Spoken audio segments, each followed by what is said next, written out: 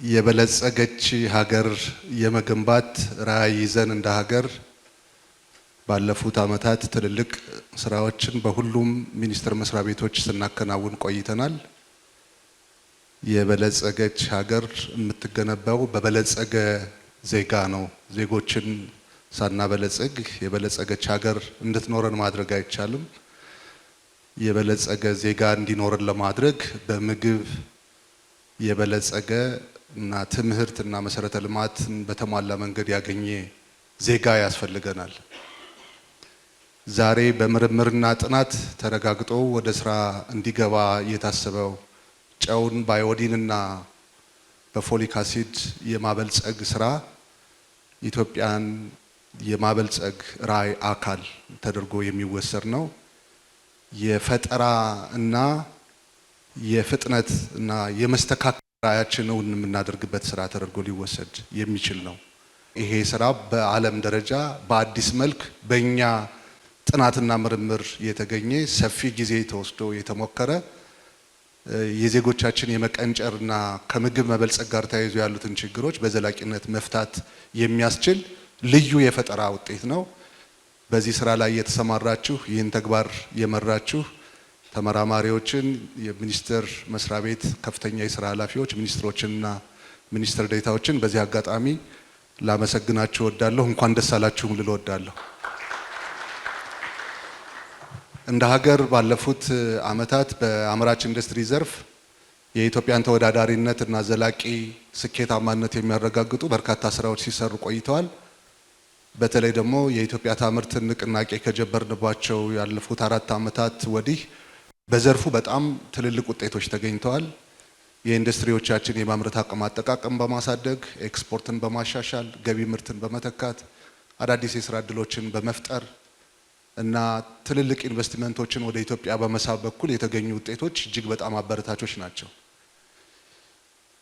ሁልጊዜ የኢንዱስትሪ ማደግ ለሌሎች ዘርፎች ማደግ አስፈላጊ ነው የምንለው ማኑፋክቸሪንግ ኢንዱስትሪ እየተሻሻለ እየዘመነ በቴክኖሎጂ እየላቀ በሄደ ቁጥር በሁሉም ሴክተሮች ያሉትን ችግሮች በተሻለ ሁኔታ እየፈታ ይሄዳል።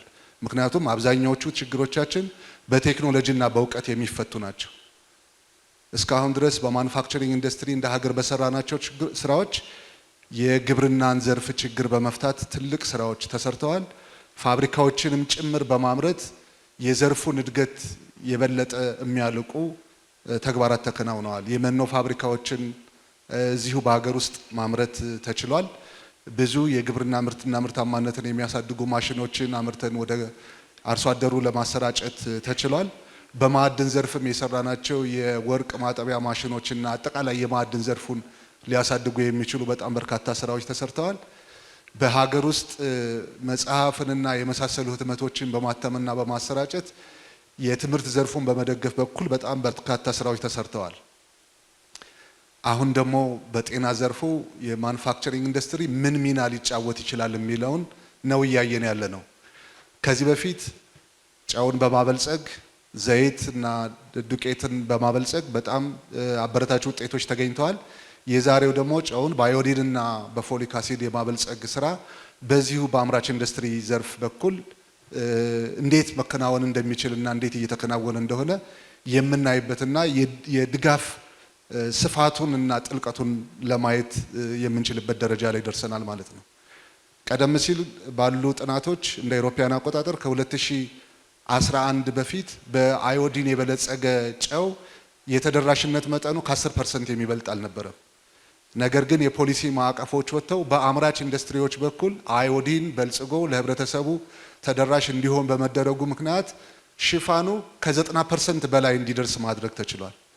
ዛሬ በኢትዮጵያ በየትኛውም አካባቢ ብትሄዱ በጎይተር የተጠቃ ሰው የምታዩት በመጠን እጅግ በጣም የቀነሰ ነው። ይሄ ኢንዱስትሪዎቻችን በጤና ዘርፍ ላይ ያላቸውን ሚና በተጨባጭ ያየነበት ነው ማለት ነው። የዛሬው ስራም ይህንን የበለጠ የሚያጠናክር ነው። ይህን ስራ በመስራት ሂደት የእስካሁኖችን ስራዎች በውጤታማነት በመምራት ስትሪንግ ኮሚቴውን በማስተባበር አማካሪ ግብረ ኃይሉን በመምራትና በመደገፍ የሚኒስቴር መስሪያ ቤታችን ሚና ላቅ ያለ ነበር። ይህንን የበለጠ አጠናክረን የምንቀጥልበት ነው የሚሆነው።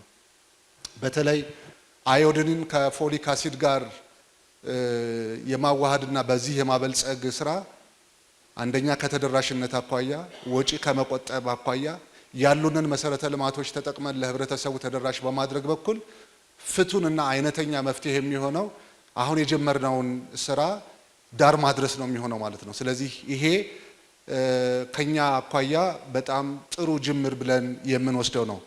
ይሄ ስራ የበለጠ ውጤታማ እንዲሆን አንድ 5 ጉዳዮች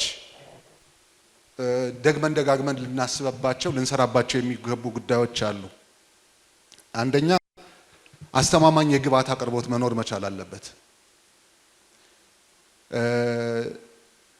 አስተማማኝ በተለይ ደግሞ የፎሊክ አሲድ ወይም እንደዚህ የቫይታሚን አዲቲቮች ሰፕሊመንቶች በበቂ መጠን መቅረብ መቻል አለባቸው። በተቻለ መጠን በሀገር ውስጥ የሚመረትበትን አማራጭ መፈለግ አለብን። ግን ዘላቂ ሆኖ አቅርቦቱ እስከሚመጣ ድረስ የልማት አጋሮቻችን በዚህ በኩል ያላችሁን ድጋፍ አጠናክራችሁ መቀጠል አለባችሁ ማለት ነው። ስለዚህ የመጀመሪያው ስራ የግብዓት አቅርቦቱ ነው። ይሄ ስራ ከተጀመረ በኋላ መቆም የለበትም፣ አጠናክረን መሄድ መቻል አለብን። ለዚህ የሚሆነውን የግብዓት አቅርቦት አስተማማኝና ዘላቂ እንዲሆን ማድረግ ይኖርብናል።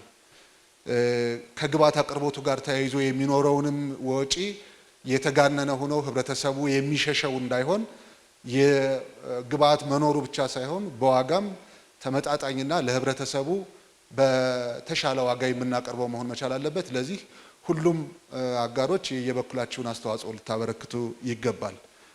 ሁለተኛው እንዲህ አይነት ስራ በምንጀምርበት ጊዜ ከዚህ በፊትም በነበረ ልምድ ያየነው ስታንዳርድ መኖር መቻል አለበት፣ ስርዓት መኖር መቻል አለበት። በየሁሉም ፋብሪካዎች የሚሰራው ስራ ተመሳሳይነት ያለው እንዲሆን መደረግ አለበት። ከዚህ አኳያ ስታንዳርድ የማውጣትና ስርዓት የመዘርጋት ጉዳይ ተከትሎ መፈጸም ያለበት ጉዳይ ነው የሚሆነው ማለት ነው። ይሄ ከሆነ በሁሉም አካባቢዎች ላይ ደረጃውን የጠበቀ የበለጸገ ምግብ ለህብረተሰቡ ማቅረብ የሚቻልበት እድል ይኖራል። ስለዚህ ሁለተኛ ስራ ተደርጎ መወሰድ ያለበት ስርዓት የመዘርጋት ግብዓት በተሟላ ሁኔታ የማቅረብና ስታንዳርድ የማዘጋጀት ስራ ነው የሚሆነው ማለት ነው። ሶስተኛው ኢንዱስትሪዎቻችን ያው እዚህም ትኖራላችሁ፣ አሁን ካላችሁ ቴክኖሎጂ ተጨማሪ ቴክኖሎጂ ማሟላት ይጠበቅባቸዋል። በተለይ እነኚህ ሰፕሊመንቶችን እነዚህ የምግብ የማበልጸግ ስራዎችን በምንሰራበት ጊዜ በትክክል ለህብረተሰቡ መድረስ ያለበትን የበለጸገ ምግብ ስለማድረሳችን እርግጠኛ መሆን መቻል አለብን። ስለዚህ የማደባለቂያ የመቀላቀያና እነኚህን አዲቲቮችን በተስተካከለ ሁኔታ በጨው ውስጥ እንዲኖር በማድረግ በኩል የሚኖሩን ቴክኖሎጂዎች ፕሪሲሽናቸው በጣም ሀይ የሆነ አስተማማኝ ደረጃ ያላቸው መሆን መቻል አለባቸው። ስለዚህ የቴክኖሎጂ አቅርቦትና በዚህ ላይ መሟላት ያለባቸውን በማሟላት በኩል የሚጠበቅብን ኃላፊነት መወጣት ይኖርብናል። አራተኛ ለህብረተሰቡና ለዘርፉ ተዋናይ ግንዛቤ መፍጠር መቻል አለብን። እንዲህ አይነት አዳዲስ ስራዎችን በምንሰራበት ጊዜ ህብረተሰቡን ማስገንዘብ አለብን፣ ተዋናዮችን ማስገንዘብ አለብን። በመካከላችን ክቡር አቶ ደመቀ መኮንን የቀድሞው ምክትል ጠቅላይ ሚኒስትር የአዳም ፋውንዴሽን መስራች እና ሊቀመንበር ተገኝተዋል። እንኳን ደህና መጡ ማለት እወዳለሁ። ስለዚህ አራተኛው ጉዳያችን ለህብረተሰቡ በቂ ግንዛቤ መፍጠር ስራ መስራት አለብን። ተዋናይ በዚህ ላይ ያላቸው ግንዛቤ የተሟላ መሆን መቻል አለበት። አጠቃቀሙ ላይ የሚኖረውን ስራ በተመለከተ በግንዛቤ ይበልጥ የማላቅ ስራ መስራት ይኖርብናል ማለት ነው። አምስተኛው ተከታታይነት ያላቸው ጥናትና ምርምሮች አሁንም መቀጠል መቻል አለባቸው። እነኚህ ጥናትና ምርምሮች አሁን በአዮዲን ላይ በጨው ላይ አዮዲንና ፎሊክ አሲድ ነው የመጨመር ስራ እየሰራን ያለ ነው። ነገ ከነገ ወዲያ ሌሎቹንም በዚህ በጨው የማሳለፍ ስራ መስራት ይኖርብናል። ለዚህ የጥናትና ምርምር ስራዎች ተጠናክረው መቀጠል መቻል አለባቸው። በእነዚህም የተገኙትን ውጤቶች ይበልጥ እያጠኑ እየተመራመሩ ለህብረተሰቡ ተደራሽ ማድረግና ለሌላውም ዓለም ተደራሽ እንዲሆን የማድረግ ስራ መሰራት አለበት። ይሄም እንደምታደርጉና እንደሚሆን ተስፋ አደርጋለሁ። ሚኒስቴር መስሪያ ቤታችን ከዚህ በፊት ይሄ ስራ እዚህ ደረጃ ላይ እንዲደርስ በማድረግ በኩል ከፍተኛ አስተዋጽኦ አበርክቷል። ከዚህ በኋላም ስራው ፕሮግራሙ በተሟላ ሁኔታ እንዲፈጸም ያለንን ጥረትና ቁርጠኝነት አጠናክረን የምንቀጥል መሆኑን በዚሁ አጋጣሚ ላረጋግጥላችሁ እወዳለሁ። በድጋሜ ለዚህ ስራ መሳካት አስተዋጽኦ ያበረከታችሁትን ሁሉንም ባለድርሻ አካላት በሚኒስቴር መስሪያ ቤቱና በራሴ ስም አመሰግናለሁ። እንኳን ደህና መጣችሁ።